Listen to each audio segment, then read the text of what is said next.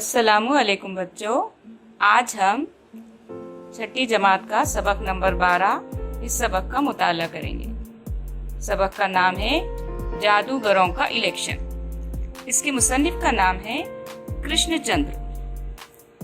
एक जमाने में बादशाह और राजा मुल्कों पर हुकूमत किया करते थे, मगर अब राजाओं और बादशाहों का दौर खत्म हो गया है।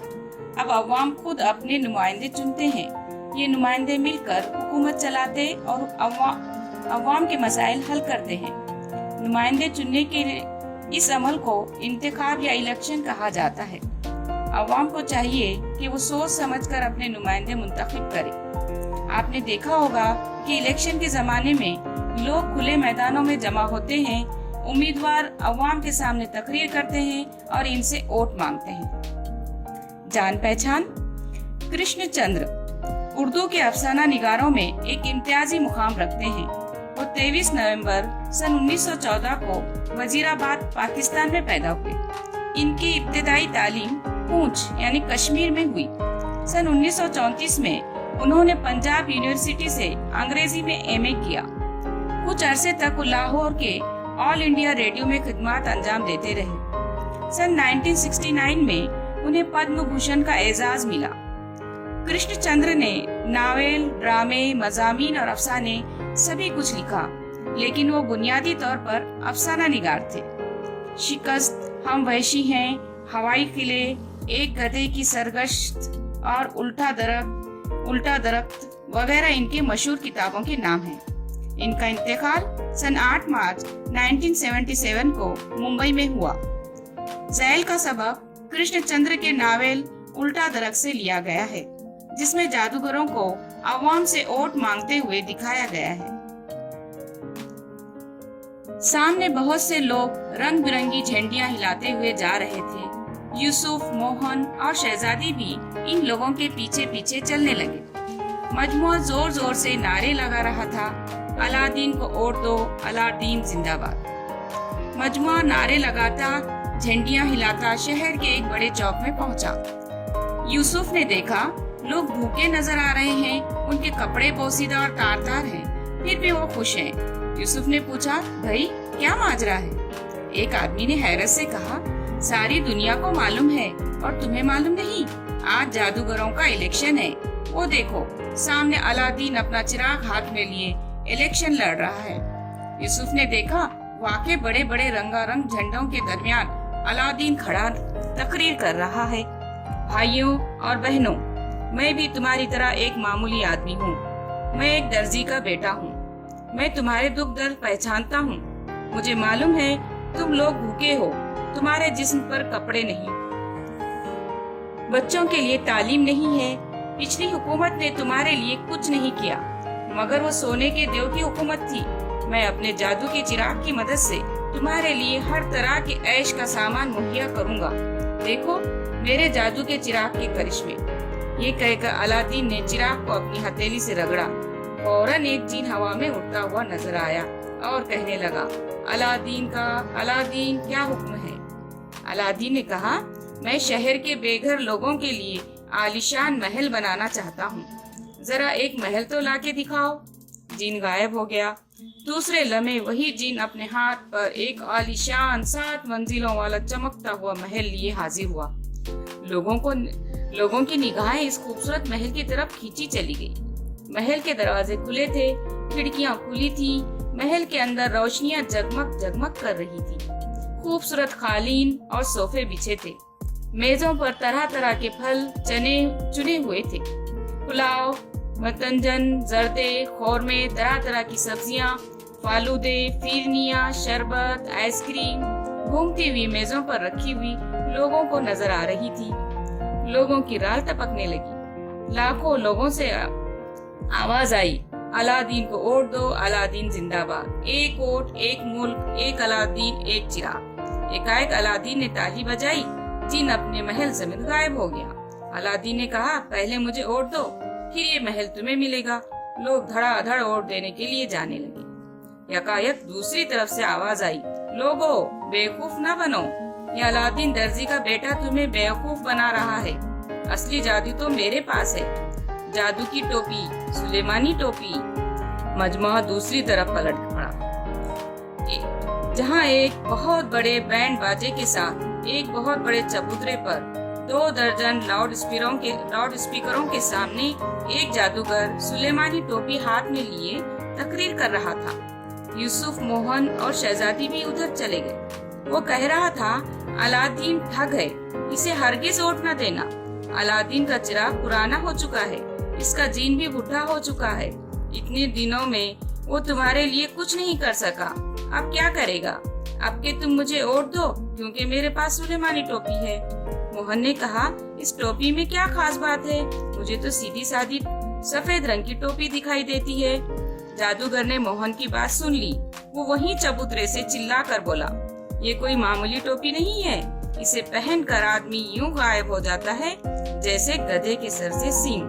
देखो देखो, सुलेमानी टोपी का कमाल देखो।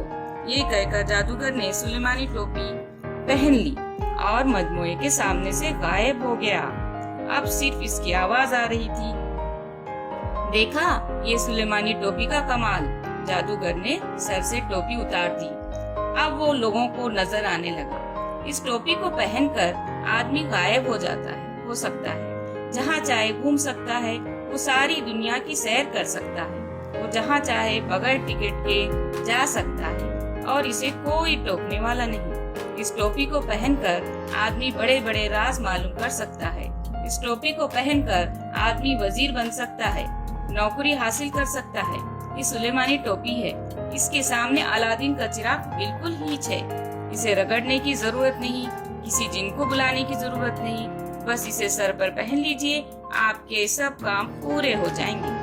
फिर अलादीन के पास एक ही चिराग है, लेकिन मैंने सबके फायदे के लिए हजारों सुलेमानी टोपियां तैयार कराई। आइए, मुझे वोट दीजिए और एक सुलेमानी टोपी लेते जाइए। एक वोट, एक सुलेमानी टोपी। लोग वोट देने के लिए भागने और शोर मचाने लगे। सुलेमानी टोपी जिंदाबाद, अलादीन का चिराग मुर्दाबाद। हा हा हा हा। तीसरे चबूतरे से एक जोर का खैखा बुलंद हुआ। ये सब लोग उधर देखने लगे। वहाँ एक और जादूगर सर पर सफेद कागज की टोपी रखे, सफेद कागज का कोट पहने, आंखों पर चश्मा लगाए, हाथ में अखबार लिए हंस रहा था और कह रहा था, दोस्तों, ये सुलेमानी टोपी वाला बहरूपिया है। बहरूपिया, ये खुद तो वोट लेकर गायब हो जाएगा और आपको कपड़े की टोपियां दे जाएगा। चाहे आप इनको सर पर पहने, चाहे थैली बनाकर घर ले जाएं। दोस्तों, ये सुलेमानी टोपी किस काम की?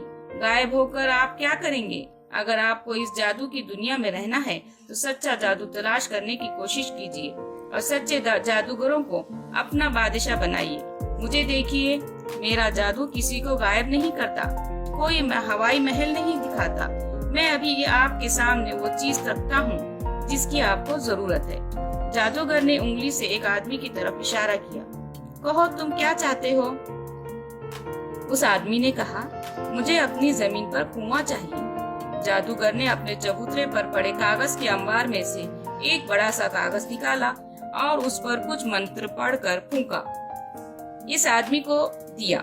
एकाएक उसे अपने बंजर खेतों के बीच एक कुआं नजर आया। कुएं पर रहट चलने लगा। पानी फव्वारे की तरह निकलकर खेतों को सैराब करने लगा। आदमी के चेहरे पर रौनक आ गई। उसने देखा, उसके झोपड़े से उसकी बीवी निकली, पानी का घड़ा लिए हुए। बीवी ने मुस्कुराकर खाविन की तरफ देखा और खाविन उसी वक्त वो कागज हाथ में लेके अपने घर की तरफ भागा। वो भागता जाता था और कहता जाता था, मुझे मेरा कुआं मिल गया। तुम्हें क्या चाहिए? जादूगर ने दूसरे आदमी से पूछा। उस आदमी ने कहा, हमारे कस्बे में कोई स्कूल नहीं। जादूगर ने कागज का दूसरा पुर्जा उठाया और उस पर मंत्र पढ़कर फूंका और फिर वो पुर्जा इस आदमी के हाथ में दे दिया। आदमी इस वक्त वो कागज अपने हाथ में लेकर वहाँ से भागा। भागते भागते वो कह रहा था, हमें स्कूल मिल गया, हमें स्कूल मिल गया। फिर क्या था? मजमुआ जादूगर पर टूट पड़ा। एक बोला, मुझे जूता चाहिए। जादूगर ने उसे कागज का पुर्जा दिया। दूसरा बोला, मुझे मोटर चाहिए। तीसरा बोला, मुझे अपने गांव में एक अस्पताल चाहिए। मोहन ने यूसुफ से कहा, तुम्हें कागज पर कुछ नजर आता है? यूसुफ ने कहा, मुझे तो सफेद कागज ही नजर आता है।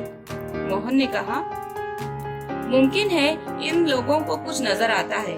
अगर मान लिया जाए कि उन्हें कुछ नजर आता है तो आखिर कागज ही पर नजर आता है ना। इसकी हकीकत क्या है? यूसुफ ने इस आदमी को बाजू से पकड़ लिया जिसने जादूगर से जूता मांगा था और उससे पूछा, तुम्हें जूता मिल गया? उस आदमी ने बड़े गुस्से से कागज का पुर्जा यूसुफ के मुंह के सामने लाकर कहा, देखते नहीं हो, मिल गया है, ये देखो। यूसुफ को सफेद कागज ही नजर आया। यूसुफ ने कहा, अगर ये जूता है तो इसे पहन कर दिखाओ। इस आदमी ने कागज के टुकड़े को अपने पैर में पहनने की कोशिश की। कागज बीच से फट गया। चर्र की आवाज सुनते ही जादूगर जोर से गरजा, कौन हकीकत पसंद घुस आया हमारी जादू की दुनिया में? इसे जल्दी निकालो वरना ये सब कुछ तबाह कर देगा। हमारा जादू सब खत्म हो जाएगा।